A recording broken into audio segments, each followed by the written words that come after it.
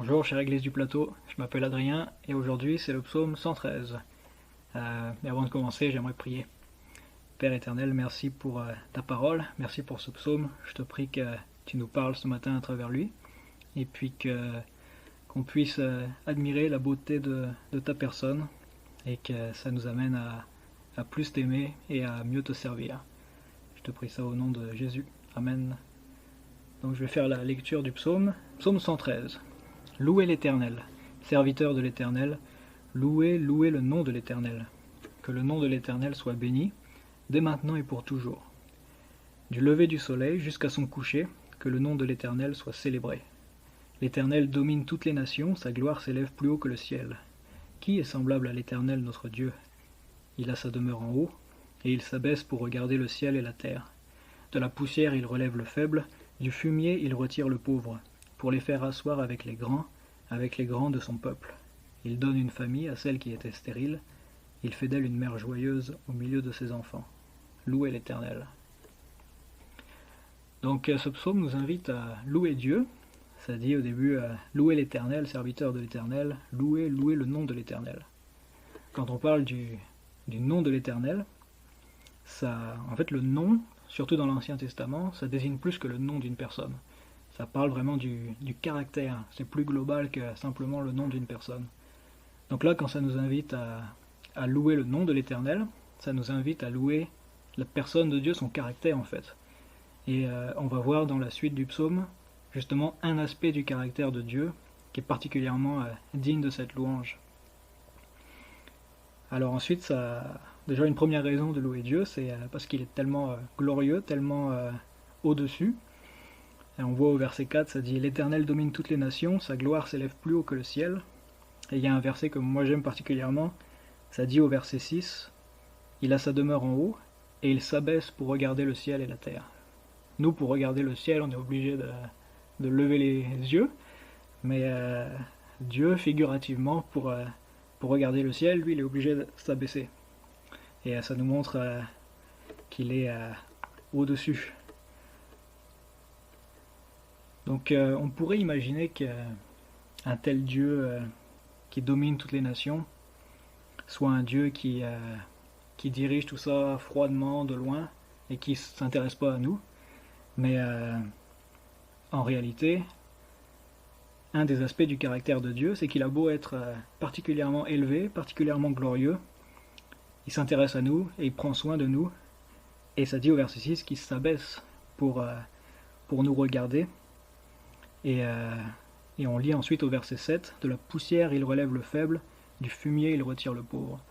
On voit que c'est un Dieu humble, qui s'abaisse, qui prend soin de nous, et c'est un Dieu rempli de compassion, qui guérit les souffrances physiques. On l'a vu avec le ministère de Jésus.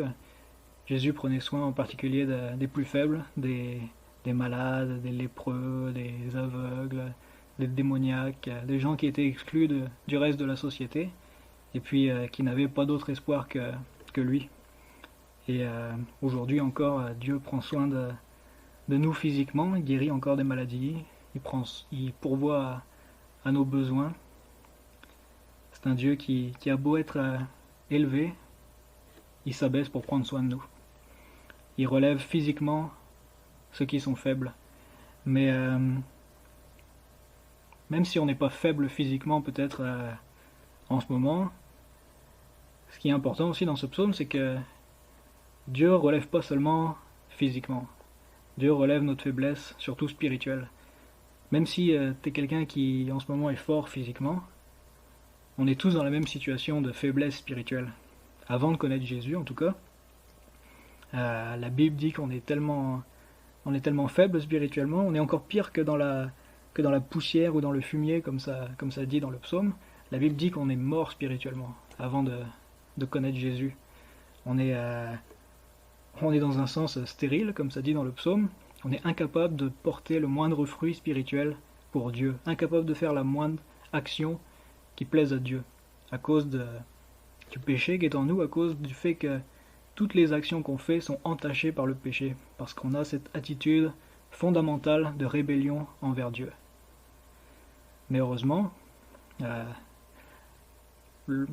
Dieu un Dieu humble, et il s'est tellement abaissé qu'il est devenu l'un d'entre nous, qu'il a pris forme humaine, qu'il est venu sur terre en la personne de Jésus, et par sa mort et par sa résurrection, il nous relève spirituellement. Si tu as placé ta foi en Jésus, Dieu nous a tellement relevés qu'il nous a fait renaître spirituellement.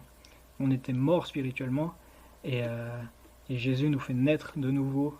Il nous donne une vie spirituelle qu'on n'avait pas avant, et c'est une vie qui est éternelle et qui nous permet de plus être stérile, de porter du fruit à la gloire de Dieu.